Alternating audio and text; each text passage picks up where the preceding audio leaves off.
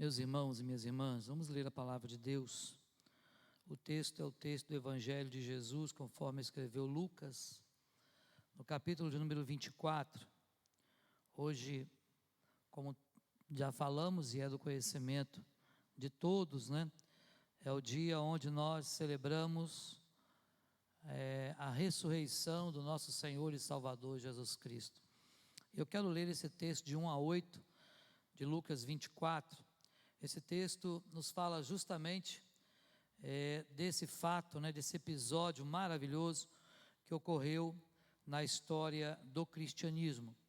Diz assim a palavra do Senhor: Mas no primeiro dia da semana, alta madrugada, foram elas ao túmulo, levando os aromas que haviam preparado, e encontraram a pedra removida do sepulcro. Mas ao entrarem, não acharam o corpo do Senhor Jesus.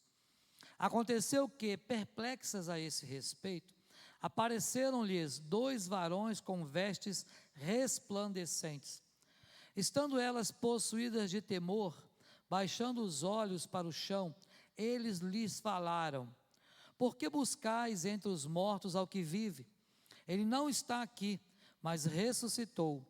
Lembrai-vos de como vos preveniu, estando ainda na Galiléia, quando disse: Importa que o Filho do Homem seja entregue nas mãos de pecadores, e seja crucificado, e ressuscite no terceiro dia. Então se lembraram de suas palavras. Amém. Louvado seja o nome do Senhor, que o Senhor aplique esta palavra ao meu e ao seu coração nesta manhã, em nome de Jesus. Meus irmãos e minhas irmãs, nos chama a atenção esse episódio, muito pregado, muito falado, ao longo desses anos, pelo menos por 2023 anos aproximadamente. E por que, pastor, que o senhor está falando aproximadamente? Porque datas é uma coisa muito difícil de precisar, principalmente porque os escritos em relação ao calendário judaico datam principalmente de 4 anos, pelo menos depois desse episódio. Então, a gente não vai precisar datas, porém, vamos falar a respeito de que esse acontecimento tem sido pregado ao longo de toda uma trajetória até hoje. Isso quer dizer que esse é um dos acontecimentos mais pregados e mais conhecidos em todo o mundo. Todo o mundo.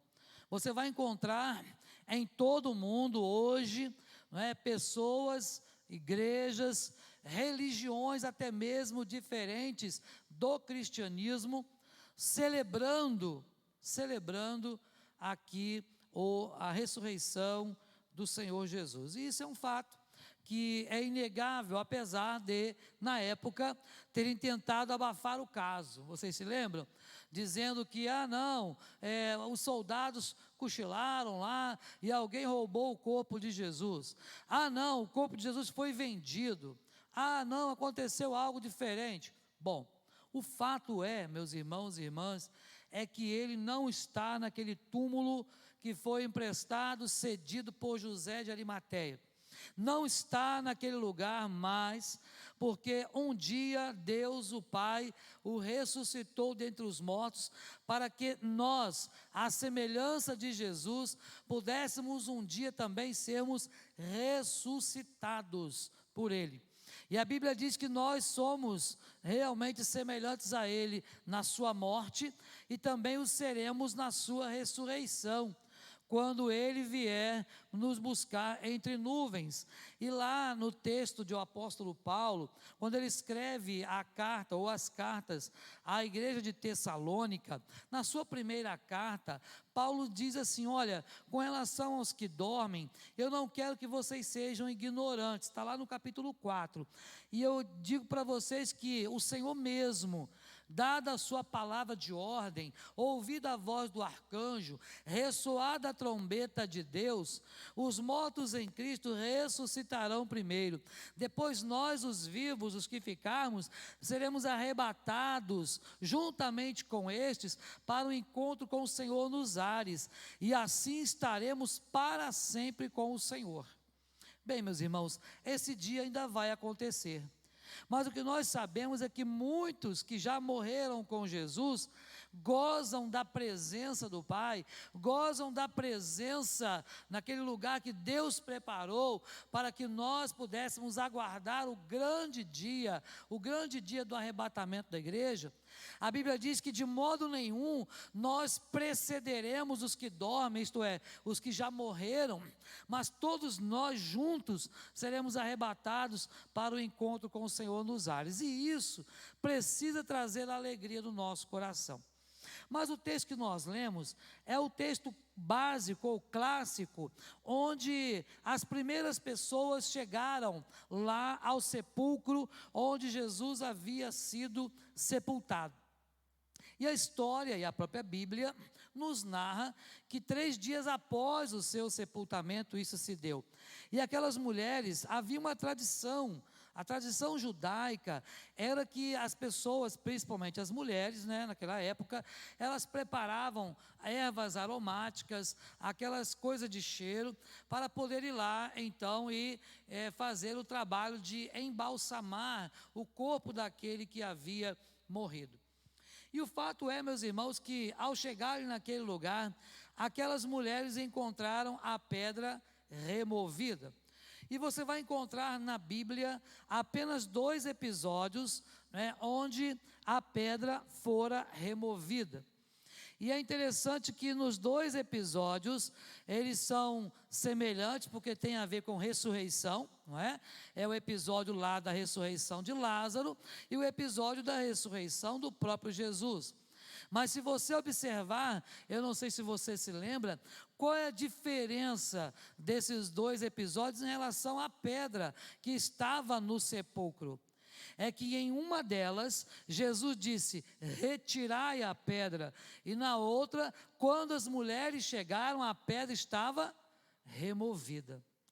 Uma, os homens precisaram remover a pedra, o ser humano precisou fazer alguma coisa lá, para ver a glória de Deus naquele momento, sendo manifestada na ressurreição de Lázaro. Mas agora, aquelas mulheres chegaram lá, e diz o texto do versículo 2, que encontraram a pedra removida. A pedra estava fora do lugar. A Bíblia não fala quem tirou esta pedra, mas com certeza podemos aqui aluzir que esta pedra foi retirada pelo poder de Deus, pelo próprio Deus. O Senhor fez isso para que as pessoas pudessem agora estar naquele lugar e então poder perceber que nem mesmo um sepulcro, nem mesmo algo que estava selado com uma pedra, pôde conter o poder de Deus ali em Cristo Jesus. E isso para nós é maravilhoso, pensar no Deus que remove pedras da nossa vida, pensar no Deus que quer que nós a cada momento possamos pensar como está a nossa vida com Deus, o que precisa ser removido ainda da nossa vida. Que tipo de pedra ainda tem nos impedido, talvez, de servir melhor ao Senhor? Que tipo de pedra tem atrapalhado o nosso casamento? Que tipo de pedra tem atrapalhado a nossa convivência com a nossa família? Que tipo de pedra tem impedido o crente de realmente receber as bênçãos do Senhor? Você parou para pensar nisso? A nossa caminhada, muitas vezes, nós colocamos pedras demais na nossa vida. E às vezes essas barreiras, elas se tornam tão grandes que para nós elas ficam intransponíveis. E nesta manhã, eu queria pensar com você nesse episódio maravilhoso da ressurreição de Jesus, e algumas coisas aconteceram nesse texto. E observe, meus irmãos e irmãs, que a primeira coisa que nós lemos aí é que aquelas mulheres, elas foram ao túmulo e a ideia delas era: nós vamos dar o nosso melhor, o nosso último adeus, vamos fazer aquilo que de melhor nós podemos fazer agora, porque é o nosso Senhor. Mas elas haviam se esquecido do que Jesus as havia ensinado. Aquelas mulheres haviam se esquecido. Observe que os anjos, aqueles que apareceram para elas, disseram assim para elas: olha, vocês não se lembram? Vocês não lembram então daquilo que o Filho do Homem disse para vocês, estando ainda na Galileia? Lembrem-se do que ele vos preveniu. Aquelas mulheres tinham um coração grato, mas estavam indo lá para ver um Jesus morto. Elas estavam indo lá esquecidas das palavras de ressuscitar que Jesus havia ensinado. Elas estavam indo lá esquecidas da promessa de Jesus que aquele corpo iria ser transformado, glorificado e depois iria ressuscitar. Olha que maravilha, mas elas se esqueceram. Elas foram até lá para cumprir um ritual. Meus irmãos, quantas vezes a gente vem à casa do Senhor apenas para cumprir ritual? Já parou para pensar nisso? Eu vou porque é domingo. Eu vou porque é terça-feira. Eu vou porque não tenho nada para fazer. Eu vou porque eu me acostumei. Quantas pessoas se acostumaram? Aquelas mulheres foram ao sepulcro e a ideia delas é: eu vou lá para cumprir a tradição. Eu vou lá para cumprir o ritual. Eu vou lá porque toda pessoa que morre, a gente faz isso. Por que não vamos fazer com Jesus? Ele está lá, o corpo dele está lá. Vamos lá para poder fazer o que temos que fazer. Mas, irmãos, precisamos pensar que há algo mais importante a fazer na vida cristã do que meramente cumprir os nossos rituais. Não podemos vir à casa do Senhor ou fazer a obra do Senhor meramente por causa de uma vida de rituais, sabe? Muitas vezes nós estamos assim, estamos tão acostumados que a gente acaba fazendo aquilo por fazer. Alguns psicólogos, eles afirmam, e você deve ter visto já isso, quantas vezes a gente vê, por exemplo, pais que esquecem crianças dentro do carro, no sol quente, ou até animais. Já viram isso? Eu já vi isso acontecendo na televisão, de vez em quando noticia um caso desse, né? E é interessante a gente pensar, obrigado, Morena, é interessante a gente pensar nisso, porque quando a pessoa sai da rotina, via de regra, ela vai se esquecer de alguma coisa. Quando isso acontece, é porque aquele pai, ou aquela mãe, ou aquela pessoa, ela naquele dia, especificamente, ela mudou a sua rotina. E por mudar a rotina, a sua mente está tão condicionada, que ela se esquece que tinha alguém ali, que tinha uma criança, que tinha alguém, ela se esquece, porque está com a mente condicionada àquela situação. Pois bem, aquelas mulheres, elas foram ao sepulcro, chorosas, mas a mente delas estava condicionada a que elas deviam fazer lá o trabalho de ritual que todas as vezes eles faziam. Eu quero chamar a atenção dos irmãos para você não fazer a obra de Deus como um mero ritual, sabe? Não faça o que Deus determinou para fazer apenas porque tem que fazer, sabe? Mas faça com uma paixão muito grande, com um amor muito grande, com um desejo no coração de agradar a Deus. Aquelas mulheres, era tanto ritual no coração delas que elas se esqueceram de que Jesus mesmo havia falado: olha, não se preocupe, porque eu estarei de volta, porque eu estarei convosco até a consumação dos séculos. Elas se esqueceram dessas coisas e elas foram lá para cumprir o ritual. Depois você vai observar aqui no texto, quando elas encontram a pedra removida, elas entraram lá e não encontraram. E o verso 4 que nós lemos diz que elas ficaram perplexas a esse respeito. Se você ler em outras versões, vai dizer que elas ficaram pasmas, ou em outra versão, que elas tiveram medo, que elas ficaram aterrorizadas. Você imagina uma situação dessa? Você vai lá num velório e você chega lá e o corpo não está. Bom, se fosse hoje, talvez, nós ficaríamos também assim, da mesma forma, aterrorizados, perplexos, sabe? Porque é algo anormal que estava acontecendo. Não havia notícia na história, mas interessante, irmãos, que aquelas mulheres são as mesmas mulheres que haviam presenciado a situação de Lázaro. E por que não creram agora?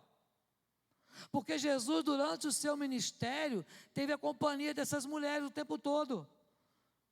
Elas que caminhavam com ele, além dos seus apóstolos e discípulos. Mas no momento em que elas precisavam realmente glorificar a Deus, crer e dar graças ao Senhor pela bênção da ressurreição, elas ficaram possuídas de temor, diz aqui a Bíblia Sagrada, com muito medo, aterrorizadas. Eu fico imaginando, não é, aquelas mulheres gritando, chorando, talvez, né, o texto não fala, então não podemos especular isso. Mas o que eu quero aqui pontuar nesse versículo é que aquelas mulheres, elas não precisavam ficar daquele jeito, porque elas haviam sido avisadas, mas agora os olhos delas estavam como que impedidos de ver o milagre de Deus. Meus irmãos, às vezes também não estamos conseguindo enxergar o milagre de Deus na nossa vida.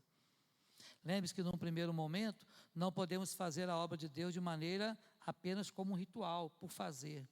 Mas agora, nós precisamos também entender que o Senhor, Ele cumpre as suas promessas. E eu preciso me lembrar das promessas do Senhor. E eu não preciso ver para crer. Aquelas mulheres ficaram aterrorizadas, perplexas. Elas não creram, elas não se lembraram. Nós precisamos, sim, nos lembrar dos ensinamentos de Jesus. Jesus nos deixou tantos ensinamentos e que nós hoje precisamos nos lembrar para que de fato nós sejamos abençoados. Fala, Senhor, eu creio na promessa do Senhor que o Senhor vai vir buscar a sua igreja. Você crê nisso ainda? Amém? Amém ou não amém? Jesus ainda vai voltar para buscar a sua igreja. Nós cremos, mas é porque nós cremos nisso, é porque nós temos convicção disso, que as coisas de Deus não podem nos causar perplexidade, não. Certa vez, lá em Lucas 10, você vai ver que Jesus, quando Ele enviou os 70 e eles retornaram, 70 discípulos, eles voltaram maravilhados, mas eles voltaram maravilhados pelo motivo errado. Eles voltaram maravilhados porque os demônios se submetiam a eles. E Jesus falou, vocês têm que estar felizes, não é por causa disso, mas é porque o nome de vocês está escrito no livro da vida. Eu enviei vocês, eu comissionei vocês, então vá, faça, porque eu estarei com vocês. Eu dou autoridade a vocês, eu dei autoridade, eu dei poder, eu transferi poder para vocês, então vão fazer a obra. Vamos fazer a obra. E aqui, aquelas mulheres simplesmente ficaram perplexas. Quantas vezes, irmãos, nós não conseguimos enxergar o milagre de Deus na nossa vida? Essas mulheres não conseguiram enxergar o milagre, mas já haviam presenciado tantos, não é verdade? Tantos. Mas agora, a hora que elas poderiam ali falar, glória a Deus, não, elas ficaram com medo. Elas ficaram com medo. Elas não conseguiram ver a bênção que estava ali na frente delas. E aí, de repente, aparecem ali, né, 2 varões com vestes resplandecentes. Tem uma versão que diz que esses varões, eles reluziam como a luz do sol. Você pode imaginar olhar para o sol, assim, olhar diretamente para o sol, em um dia de sol claro, né? Esses homens resplandeciam, e elas ficaram possuídas de temor, e aqueles homens disseram, por que buscais entre os mortos ao que vive? Há um hino que vamos cantar à noite, né? Porque ele vive, posso crer no amanhã. Muitas vezes, irmãos e irmãs, nós ficamos perplexos com os milagres que Deus realiza. É certo de que Deus, Ele faz sim milagres, mas os milagres são para quem? Para Ele? Não, para Deus não tem milagre. Deus, se fosse Ele dizendo assim, olha, eu estou realizando a bênção na sua vida, porque Deus, para Ele não tem milagre, porque não há nada difícil, muito menos impossível para o nosso Deus. Então, se Ele é o Deus Todo-Poderoso, Ele não faz milagre, na concepção divina. Mas para nós, aquilo que nós não podemos fazer e Deus faz, é milagre. Acabamos de presenciar a chuva agora há pouco, agora estiou, milagre. Você pode fazer chover? Eu não. Milagre. Porque se o homem pudesse fazer chover, não haviam desertos, não é verdade? Você não pode fazer chover, sabe? Você não pode fazer o sol nascer. Quando você acorda pela manhã e você enche o pulmão de ar, fala, obrigado, Senhor, estou respirando. Você não é capaz de fazer isso, mas Deus faz por você.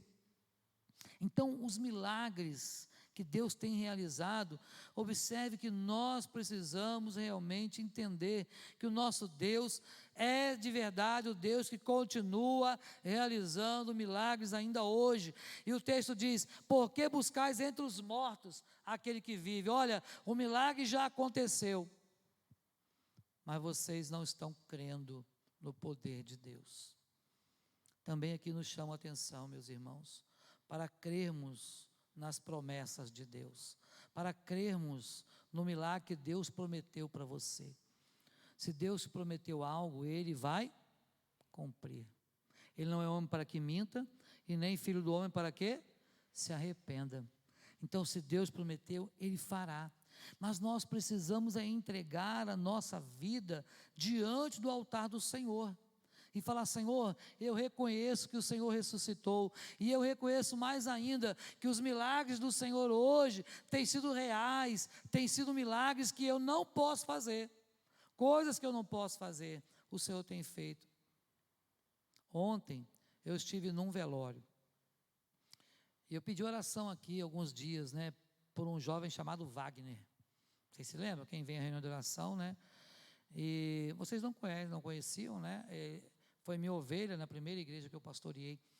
E era atualmente um dentista, 33 anos, dentista cirurgião bucomaxilo, renomado, estudado, trabalhando no Hospital das Clínicas de São Paulo, estava mudando agora para o Rio de volta. Filho único, porque o irmão faleceu em junho do ano passado. Então os pais agora ficaram sem os 2 filhos.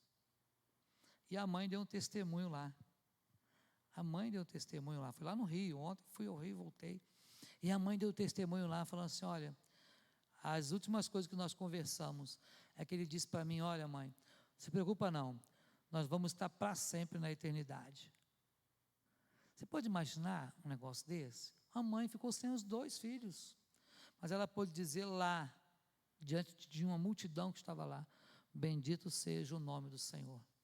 Meus irmãos, é um desafio para nós, poder agradecer a Deus, porque os nossos dias estão contados e determinados, quando nenhum deles havia ainda, está lá no Salmo 139, e muitas vezes nós não conseguimos entender o propósito de Deus. Talvez muitos ao ouvirem isso, falem assim, mas não é possível, que Deus é esse? Que Deus carrasco é esse? Talvez alguns diriam assim, ou disseram assim ontem lá. Mas o fato é que nós precisamos realmente entender que a vida e a morte estão nas mãos de Deus. Quando Deus quis ressuscitar, Ele ressuscitou. Quando Deus quis curar, Ele curou. Mas a Bíblia diz que a maior vontade de Deus é salvar. A maior vontade do Senhor é salvar. O Senhor tem prazer na salvação. O Senhor tem prazer na morte dos seus santos, diz a palavra, e isso a gente não entende, assim como não entendemos a ressurreição. Como pode alguém que esteve morto 3 dias ressuscitar? Como pode alguém que esteve morto 4 dias ressuscitar, como Lázaro? Como pode? Senhor, já cheira mal, pois é de 4 dias. Lembra que Marta falou isso para Jesus? Tira a pedra. Em outras palavras, se fosse hoje, se fosse uma pessoa mais sanguínea, é porque Jesus era fleumático, Mas se fosse uma pessoa sanguínea como eu dizia assim, eu não te perguntei nada, se já cheira mal. Tira a pedra. Tira o impedimento para você poder ver. Tira o impedimento que está te impedindo de crer. Tira aquilo que está impedindo você de fazer a obra. Meus irmãos, precisamos pensar nesta manhã, o que está nos impedindo de fazer a obra do Senhor.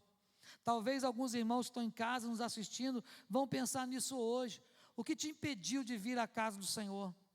O que te impediu? Foi a chuva? Sabe? Talvez, eu levantei hoje indisposto. Sabe? Mas Jesus virá. Num dia que nós não sabemos a hora nem o momento, Ele virá para buscar a sua igreja. Diz a palavra que nós precisamos estar preparados. preparados. Observe, meus irmãos, que quando aqueles homens falaram para aquelas mulheres, elas então se lembraram, o versículo 8 diz isso, eu quero finalizar relendo, diz: então se lembraram das suas palavras, das palavras de Jesus. Foi preciso alguém falar com elas, foi preciso alguém falar assim: ei, acordem, olha, lembra lá do que aconteceu, olha, ele não está aqui não é porque roubaram, ele não está aqui não é porque ele simplesmente saiu aqui andando, não, ele ressuscitou, não virou um zumbi. Se fosse hoje, né, com tantos filmes aí, nessa área aí, né, pois é, não, ele ressuscitou, como havia falado, isto é, a palavra se cumpriu, ele deu vida para você, meu irmão, ele trouxe vida com abundância para você. A Bíblia diz que tragada foi a morte pela vitória. Tragada foi a morte pela vitória.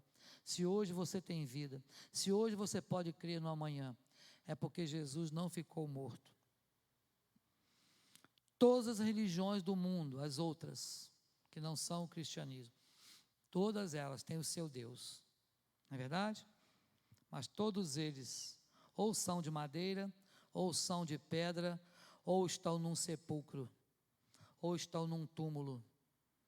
E as pessoas podem ir lá visitar o túmulo e saber que os ossos estão lá. Mas o nosso não.